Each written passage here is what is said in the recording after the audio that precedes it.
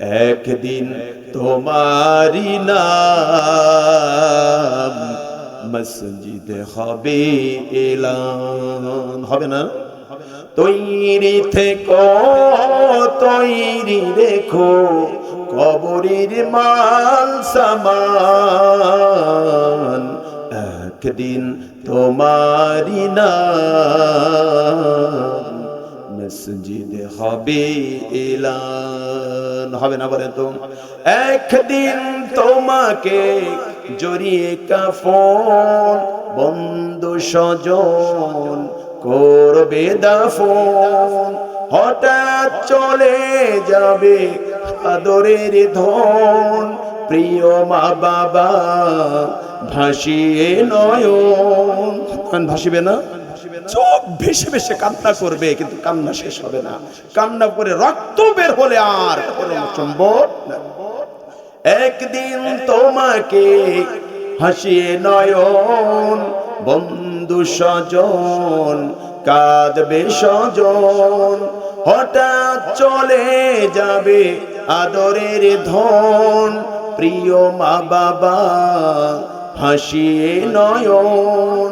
তৈরি থেকো, তৈরি রেখো আখিরির মাল সামান, একদিন তোমারি নাম মসজিদে হবে এলান, একদিন তোমারি নাম মসজিদে হবে এলান, হবে না বলেন? হবে। সাদ্দাত তখন বলতেছে দেওয়া যাবে না, সময় পাই না। তাহলে আমি ঘোড়া থেকে নামি, তারপরে জানটা কবাছো কয় একটুক সময় আর নাই। আমার ভাইয়েরা এই কথাগুলো বলতে আমার ইমোশন একটু বেশি, আমি সহ্যই করতে পারি না। আমি ঘোড়া থেকে নামবো, এতটুক সময় তো আমাকে দেবে, আমার মৃত্যু, এতটুক সময়ও তোমার নাই। বাচ্চা চাঁদা এক পা ঘোড়া থেকে নামিয়ে দিয়েছে, আর এক পা নামাবে, এমন সময় তার লাস্ট সময় এসে গেছে। আপনার কোরআনের মধ্যে পড়েছেন ইদা জা আজালুহা আজালুহুম লা ইস্তাখিরুনা সাআতাও ওয়া লা ইস্তাকদিমুন।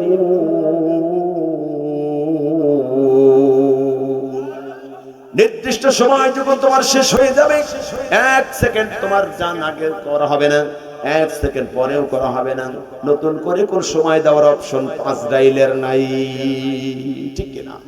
এক পা নিচে এক পা ঘোড়ার উপরে, এই অবস্থায় তার জান কবজ হয়ে গেছে। এর নাম হচ্ছে দুনিয়ার হায়াত, ঠিক কি না? আমার ভাইরা, এখান থেকে আমরা সবাই চলে যাব। চলে যাব না কে কে? হাত তুলে দেখা। খুব চালাক আপনারা, দেখতেছি। সবারই যাওয়া লাগবে, তাই না? সবারই যাওয়া লাগবে, কেউ থাকতে পারবে না এখানে। মালাকুল মউতের জান কবজ হয়ে গেল। এজন্য আল্লাহ রাসূল বলেছে ওয়া হায়াতাকা ক্বাবলা মাউতিক, মৃত্যুর পূর্বে হায়াত নামক দৌলতটা তুমি সঠিক কাজে ব্যয় করো, নইলে কিয়ামতের দিন আল্লাহ পাক তোমাকে কঠিন আসামির কাঠগড়ায় দাঁড় করে দিবেন, আর কোনো উপায় থাকবে না। ঠিক কি না? এই পাঁচটা জিনিস মনে থাকবে। আমি সব ম্যাক্সিমাম মাহফিলে আমি এই পাঁচটা আমলের বিষয়টা আগে বলে দিই। এক নম্বর হচ্ছে বার্ধক্যের পূর্বে যৌবনের দাম দেব ইনশাআল্লাহ, যৌবনের শক্তিটা আল্লাহর পথে ব্যয় করব। দুই নম্বর হচ্ছে অসুস্থতার পূর্বে সুস্থতা নামক নিয়ামতটা আল্লাহর পথে ব্যয় করব।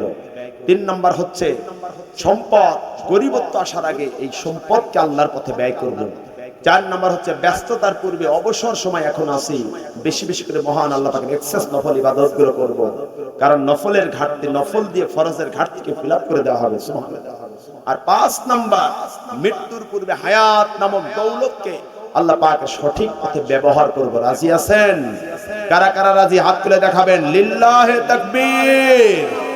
জোরে একটা স্লোগান দিবেন সবাই, আত্মা ছেড়ে দিয়ে, লিল্লাহে তাকবীর। আলহামদুলিল্লাহ, এবার সবই দিছে, এবার আর কেউ মিস করে নাই, কারণ বিপদে পড়া সার ছিল, ঠিক না বলেন? আল্লাহ পাকের যদি অ্যাকশন শুরু হয়ে যেত, এখান থেকে অসংখ্য মানুষ মুখ বন্ধ করে বের হয়ে যেত, কথাও বলতে পারতো না, ঠিক না বলেন?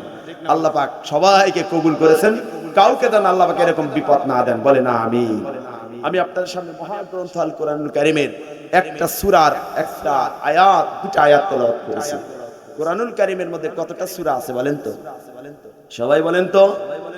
114টি সূরা রয়েছে, আয়াত রয়েছে 6666, মতান্তরে 6236। ডক্টর মুস্তাফিজুর রহমানের মতে 6236। দুটাই সঠিক, দুটাই সঠিক। আয়াত রুকু রয়েছে 540টি রুকু রয়েছে। তো 114টি সূরার মধ্যে একটা সূরার নাম হলো লুকমান। নাম কি? লুকমান। এই সূরাটা এমন একটা গুরুত্বপূর্ণ সূরা, সূরাটা 21 নম্বর পারায় অবস্থান। এই সূরাটার অবস্থান 21 নম্বর পারায়। এই সূরাটার 21 নম্বর পারা 12 নম্বর আয়াত তেলাওয়াত করছে, 2 নম্বর রুকু। সূরার নাম লোকমান। যখন আমি বলেছি লোকমান, অনেক মানুষ বুঝে ফেলছেন সেই বুঝি লোকমান, লোকমান হাকিম নামে যিনি পরিচিত, ঠিক না? অনেক বুঝে ফেলছেন। এই লোকটা এত চমৎকার একজন মানুষ ছিল, তিনি তার সুযোগ্য সন্তানকে এমন ভাবে সন্তান বানিয়েছিলেন, পৃথিবীর ইতিহাসে লোকমানের মতো দ্বিতীয় আর পিতা এই পৃথিবীতে তৈরি হবে না। সুবহানাল্লাহ।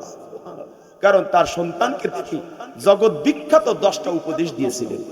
যে জগৎ বিখ্যাত 10টা উপদেশ দেওয়ার ফলে তার সন্তান দুনিয়ায় থাকতে জান্নাতে একটা সন্তান হয়ে গিয়েছিল।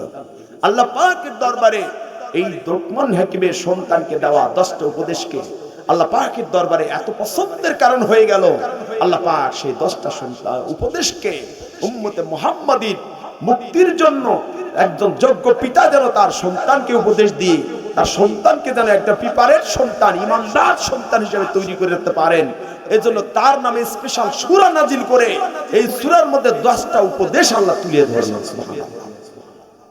শোনার দরকার আছে না নাই? জন্ম থেকে মৃত্যু পর্যন্ত এই 10টা উপদেশ তার ছেলের লাইফ স্টাইল হয়ে গেছে। আপনার সন্তানকেও যদি এই 10টা উপদেশ দেন, আপনার সন্তানের মৃত্যু পর্যন্ত 10টা উপদেশ আছে আপনার সন্তানের জীবনে, এবং সে একজন সুযোগ্য সন্তান। দুনিয়ায় থাকবে সে যেমন একজন রাস্তার বীর, নরসাদুল ইসলামের একজন প্রদীপ সোলজার, তেমনি তাহাজ্জুদের মাঠে একজন চোখের পানি ফেলানোর একজন ব্যক্তি, তেমনি ইবাদতের মধ্যে একজন খুশু খুশু আদায় ইবাদতকারী একজন ব্যক্তি, দানশীলতার দিক থেকেও একজন সর্বোচ্চ দানশীল ব্যক্তি, ভদ্রতার দিক থেকেও রাস্তার মধ্যে মানুষের কাছে একজন সর্বোচ্চ ভদ্র ব্যক্তি, মোস্ট ভদ্র ব্যক্তি, এবং পিতামাতার কাছে একজন সর্বোচ্চ আদর্শ সন্তান হিসেবে সে স্বীকৃতি পাবে। এই 10টা উপদেশ যদি আপনার সন্তানকে দেন, আমি সেই 10টা উপদেশ আপনাদের কাছে তুলে ধরবো। তার পূর্বে লোকমান হাকিমের একটা পরিচয়টা আমি বলেই আমি সেই উপদেশ তুলে ধরবো। শুনতে রাজি আছেন তো? যাবেন না তো কেউ? আমার বীরবাজার এলাকার মানুষ, আমি এলাকায় দ্বিতীয়বার আসলাম। প্রথমবার একবার আসছিলাম এই পাশে। আপনার কে কে ছিলেন কি ওখানে? কেউ? আলহামদুলিল্লাহ, আমার ছোট ভাই ছিল এখানে, ভাই ছিল আলহামদুলিল্লাহ। হ্যাঁ, পিসাববাড়ি, জি, আমি ওখানে আলোচনা করেছিলাম একটা বিষয় নিয়ে। আজকে নতুন একটা বিষয় নিয়েছি। আমি এই আলোচনাগুলো এইভাবেই করে থাকি, বিশ্বাস করেন। আমার অর্থের কোনো উদ্দেশ্যে আমি ওয়াজের মাঠে আসিনি। আমার স্টুডেন্ট লাইফে আল্লাহ পাক আমার কর্মের ব্যবস্থা করছে। আমার জীবনের মতো সুখী কারো জীবন মনে হয় নাই। আমি আল্লাহ হাজার শুকরিয়া আদায় করে শেষ করতে পারি। এটা আমার মায়ের দুয়ার কারণে, আমার মায়ের দুয়ার কারণে, আমার মায়ের দুয়ার কারণে আমি এখানে আসছি। আমার মায়ের দুয়ার কারণে আমি আমার স্টুডেন্ট লাইফে আমি চাকরি পেয়েছি, আলহামদুলিল্লাহ। যদিও আমি ছোট্ট চাকরি পেয়েছি, তারপরে আল্লাহ পাক আমাকে আমার ছাত্রত্ব শেষ হয় এদিকে চাকরি করছি, ওদিকে পড়াশোনা করছি, আলহামদুলিল্লাহ। এখন পর্যন্ত করতেছি। আমার আল্লাহ পাক, এটা আমার মায়ের দুয়ার কারণে। যুব সমাজ যারা আছো, তোমার বেকার লাইফ তুমি যদি অবসর করতে চাও, সুযোগ একটা সুন্দর পথ পেতে চাও, মা নামক রত্ন যদি থাকে, বাবা নামক সম্পদ যদি তোমার থাকে, এই দুটা মানুষই তোমার সর্বোচ্চ সম্পদের চাবিকাঠি, ঠিক কিনা? এই দুটা মানুষের কাছে তুমি যদি বলার মতো বলতে পারো যুব সমাজ, আল্লাহি, আল্লাহর কসম করে বলি, জিন্দেগিতে মৃত্যু পর্যন্ত তোমার রিজিকের কোনো অভাব হবে না। রাজি আছেন তো ইনশাআল্লাহ? আলোচনা শুনেছেন, আমার কথা শুনবেন একটু ইনশাআল্লাহ, গুরুত্ব দিয়ে শুনবেন। এজন্য সম্মানিত হাজিরিন, আমি সেই 10টা উপদেশ তুলে ধরবো এখনই। তারপরে লোকমান হাকিমের পরিচয়টা দেন। নাম তার লোকমান। নাম কি? নাম তার লোকমান। বাড়ি ছিল নুবা এলাকা। তাকে বলা হতো নুবি, নবী না, নুবি। অর্থাৎ যে এলাকার মানুষ সেই এলাকার নামের সাথে তার নিষ্পত্তি নাম লাগিয়ে দেয়। যেমন বীরবাজারে কোনো ব্যক্তিকে বলা হয় বীরবাজারি, ঠিক কেন বলেন? আমার সাব্বির ভাইয়ের নাম যদি এরকম দেওয়া হতো, সাব্বির হোসেন বেলালির পরিবর্তে যদি দেওয়া হতো সাব্বির হোসেন বীরবাজারি, হতো না? বলেন তো। আপনারা আমার এই নাম দিয়েন না, বেলাহি সুন্দর একটা নাম হয়েছে আমার ভাইয়ের নাম। ভাই আমাকে খুব ভালোবাসেন, অত্যাধিক ভালোবাসেন। যেমন বাঙালিরা বিদেশে গেলে কয় বাঙালি, ইন্ডিয়ানরা বিদেশে গেলে কয় ইন্ডিয়ানি বা ভারতী বলে না। আবার পাকিস্তানিরা যখন সৌদি আরবে দেখা হয় এরা কয় পাকিস্তানি, ঠিক কেন বলেন? এরকম লোকমান হাকিমের তার নামের স্থানের এলাকার সাথে তার নিষ্পত্তি নাম দিয়েছিল নুবি, অর্থাৎ নুবা এলাকার অধিবাসীরা বলে নুবি। আর নুবা জায়গাটা হলো বর্তমানে মিশরের দক্ষিণ, সুদানের উত্তর, মাঝামাঝি একটা প্লেস। ম্যাপ থাকলে আমি দেখা দিতে পারতাম। মাঝামাঝি একটা জায়গার নাম হচ্ছে মাদায়েন। অর্থাৎ এই পৃথিবীর সবচেয়ে একজন রাগীব নবী আছিল, তার নাম কি বলেন তো? সবচেয়ে রাগ করতেন যে নবী, নাম কি বলেন? আমি যদি আরেকটা আগায়া বলি, আজরাইলকে যিনি ঘুষি মারছিলেন সেই নবীর নাম কি বলেন তো? এবার ভালো করে চিনবেন, ঠিক না? চেনে না কে? তার নাম মুসা আলাইহিস সালাম। এমন সিরিয়াস মানুষ, আজরাইলকেও বক্সে মারছিলেন। আর একটা কিতাবে দাকাইকুল আকবার কিতাবে লিখেছে তার একটা চোখ নাকি কানা হয়ে গেছে।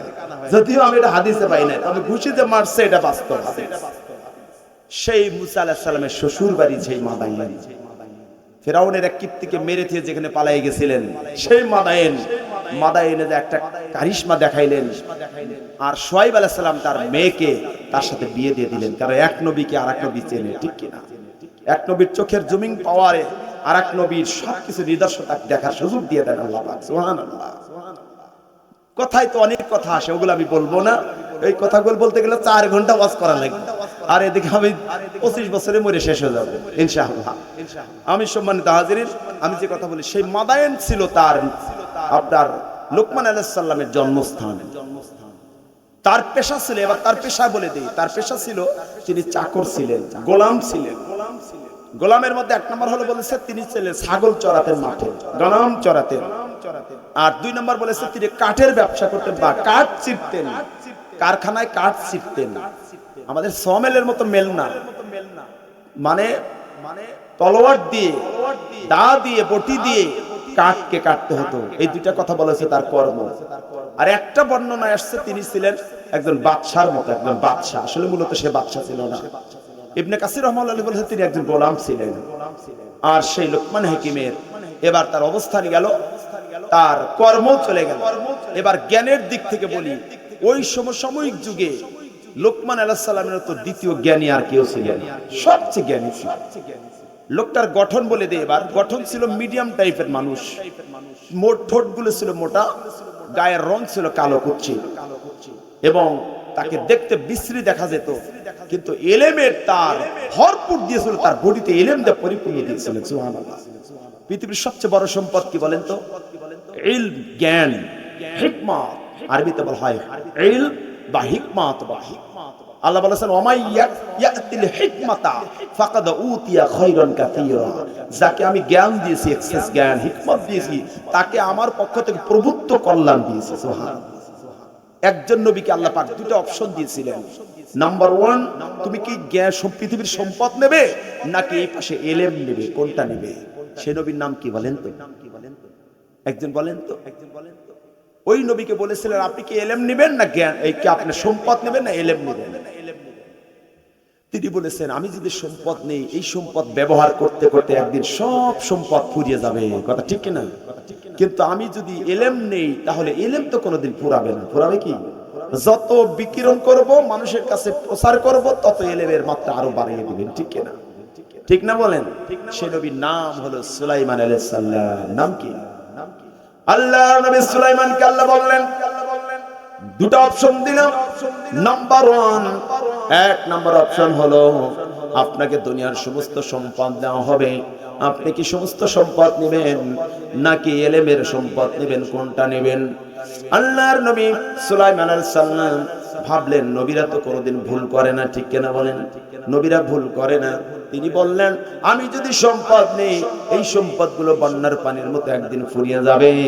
আর আমি যদি ইলম নেই, ইলম দিয়ে আমার সম্পদ কি হবে?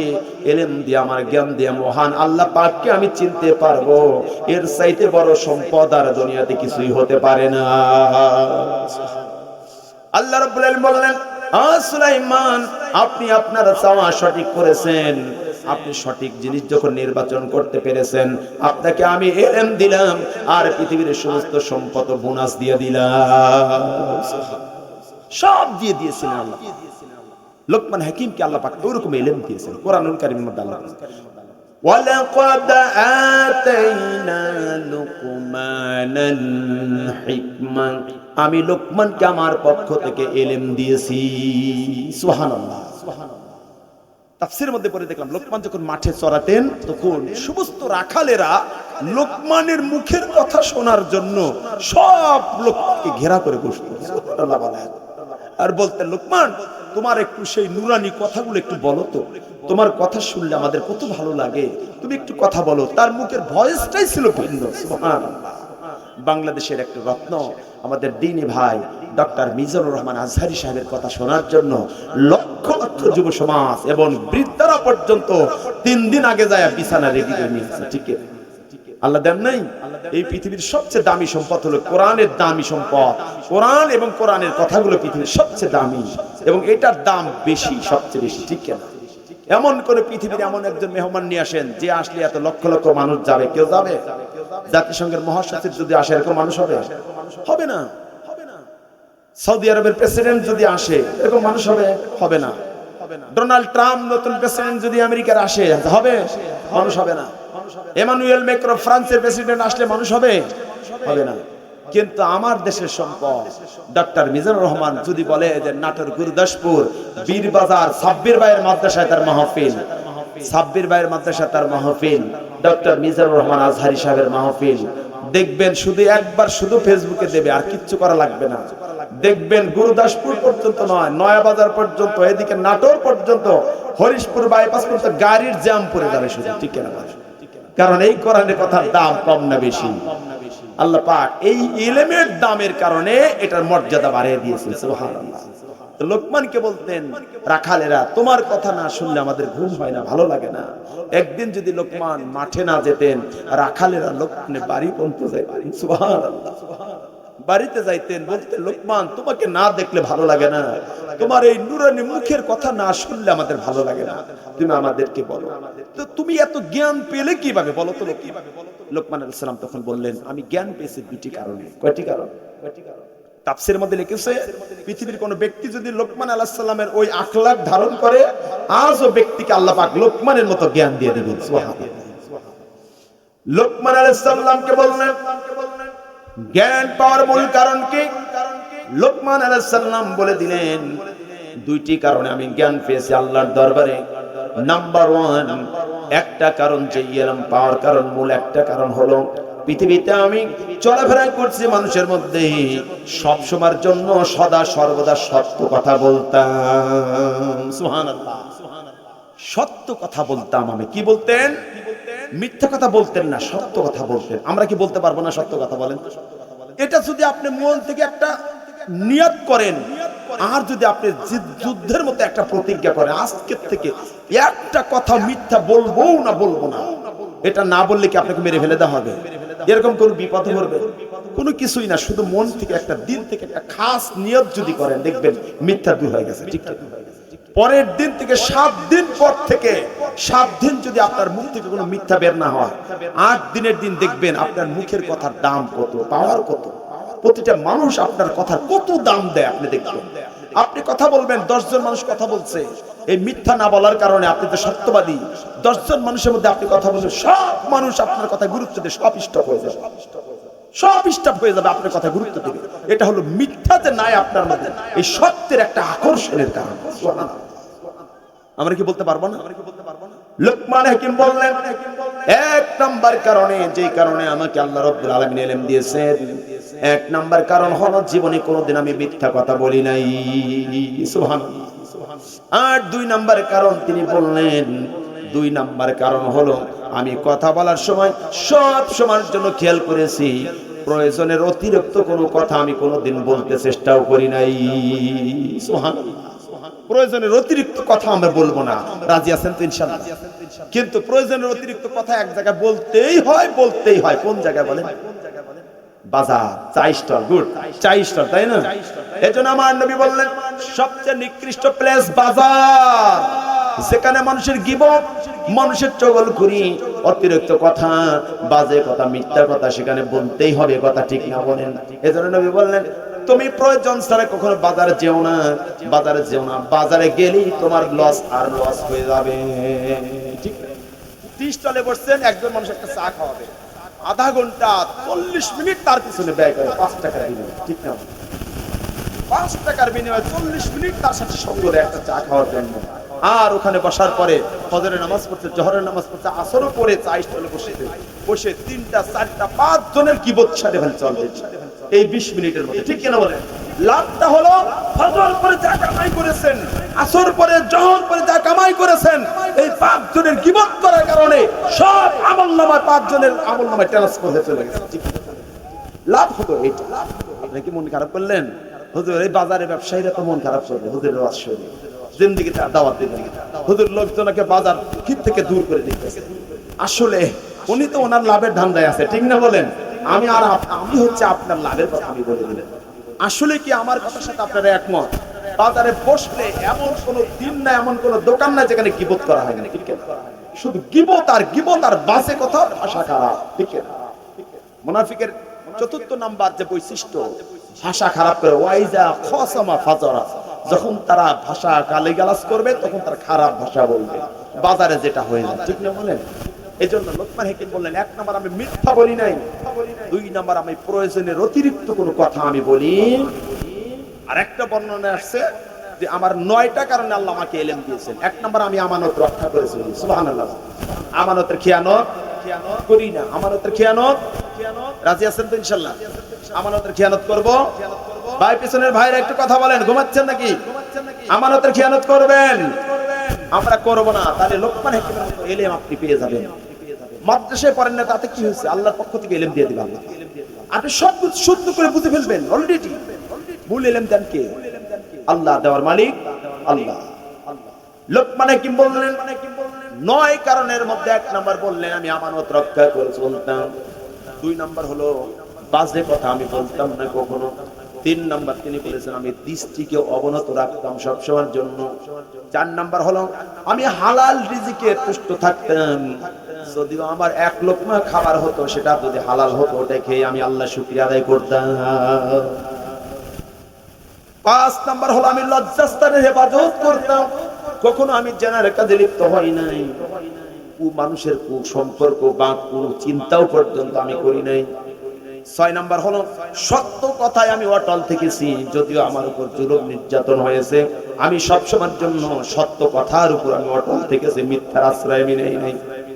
7 নাম্বার হলো আমি সবসময়ের জন্য অঙ্গীকার পূর্ণ করেছি, আমি অঙ্গীকার ভঙ্গ করি নাই। 8 নাম্বার হলো মেহমানকে আমি সম্মান করতাম, মেহমানকে আমি সর্বত্র সম্মান করতাম। আর 9 নাম্বার হলো সর্বদা বাড়ির আশেপাশের প্রতিবেশীদেরকে আমি খবর রাখতাম কে খেয়ে আছে। এই 9টা কারণ, আর ওইখানে 2টা কারণ, মোট 11টা কারণ। আজকের আমলের মূল বিষয়কে আমি বলে দিলাম, আর পরে 10টা উপদেশ আমি বলবো। এই লোকমান হাকিমের 11টা কারণ গুণ যদি আপনার আমার শরীরের মধ্যে যদি আমরা নিয়ে আসি, বলেন তো রব্বুল আলামিন আপনাকে ভালোবাসবেন কি বাসবেন না? বলেন তো ভালোবাসবেন না? বলেন 9টা বা 11টা মূল গুণ, এটা যদি আমার আপনার জীবনে নিয়ে আসে, আল্লাহর কসম করে বলি এই জামানার জিন্দা আপনি ওলি হতে পারবে।